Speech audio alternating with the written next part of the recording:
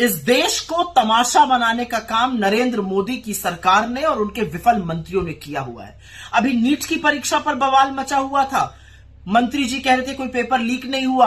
अब जो आरोपी गिरफ्तार हुआ है उसने साक्ष्य और सबूत देखकर बताया कैसे कैसे पेपर लीक हुआ था 35-35, 40-40 लाख रुपए में। और अभी 2 दिन पहले यूजीसी नेट की जो परीक्षा हुई थी उसका भी पर्चा लीक हो गया और उसको रद्द करना पड़ा। इस देश की 60% आबादी 35 साल से उम्र में कम है। ये सारी चीजें युवाओं के साथ एक भद्दा मजाक खिलवाड़ है। उनके भविष्य पर एक बहुत बड़ा प्रश्न चिन्ह लगाता है। असलियत तो यह है कि पिछले 5 साल में 43 भर्ती परीक्षा रद्द हुई है, जिससे प्रभावित करीब 1,75,00,000 युवा बेबस हैं, मजबूर हैं और गुस्से में हैं। पर ऐसा क्यों होता है कि क्या सरकार ने इससे पहले परीक्षाएं नहीं कराई हैं? परीक्षा होती थी इस देश में, परीक्षा लीक नहीं होती थी, लोग परीक्षा देते थे, किसी का सिलेक्शन होता था, किसी का नहीं होता था, नौकरियां भर दी जाती थी। लोग बेरोजगार हैं और उसके बाद जब परीक्षा देने जाते हैं तो परीक्षा लीक हो जाती है।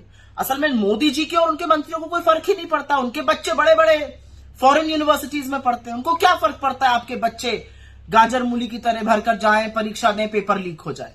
कभी इन लोगों ने सोचा है कि इस पेपर लीक का लोगों की मनोस्थिति पर क्या फर्क पड़ता है? बच्चे दिन रात मेहनत करते हैं, सुबह 4-4, 3-3, 4-4 बजे उठकर मेहनत करते हैं, पूरी रात पढ़ते हैं, न खाने का न पीने का कोई हवाला नहीं है, दिन भर पढ़ते हैं।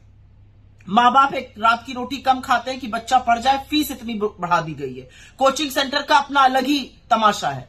और उसके बाद जब पढ़ लिख कर परीक्षा की बारी आती है तो पैसे देकर फिर एक बार एक निवाला कम खाकर पैसे देकर फॉर्म खरीदा जाता है।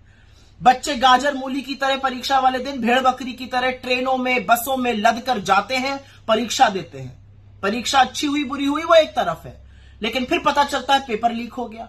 और पेपर छोटे मोटे एग्जाम का नहीं, पेपर नीट का लीक हो रहा है, नेट का लीक हो रहा है, आर्मी रिक्रूटमेंट का लीक हो रहा है, पुलिस भर्ती का गुजरात से लेकर यूपी तक लीक हो रहा है, यूपी टेट लीक हो रहा है। एक के बाद सीबीएसई के मैथ्स और अंग्रेजी के पेपर लीक हो रहे हैं, एक के बाद एक पेपर लीक होता जा रहा है। तो ये किसकी जिम्मेदारी है?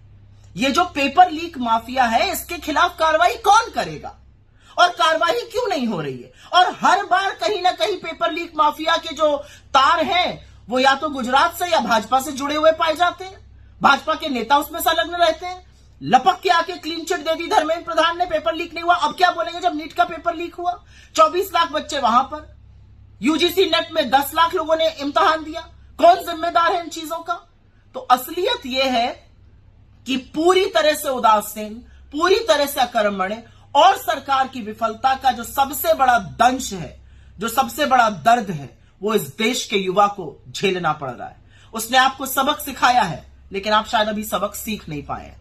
लेकिन इस देश के भविष्य के साथ, इस देश के युवाओं के साथ खिलवाड़ करना बंद कर दीजिए।